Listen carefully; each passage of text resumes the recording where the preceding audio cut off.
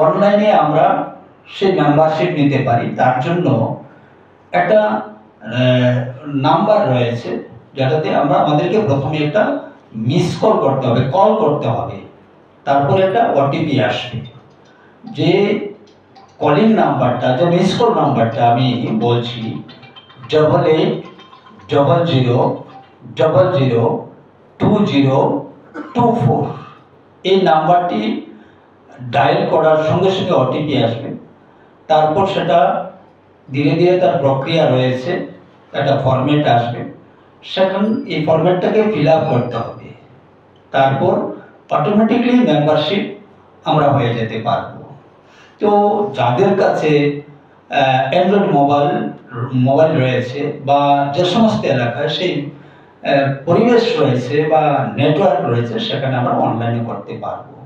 যদি কোনো ব্যক্তির কাছে বা যদি কোনো প্রত্যন্ত অঞ্চলে সেই অনলাইনের ব্যবস্থা বা সুযোগ না থাকে, তাহলে আমরা সেটা অফলাইনেও আমরা সেটা নিতে পারবো, তারও ব্যবস্থা রয়েছে।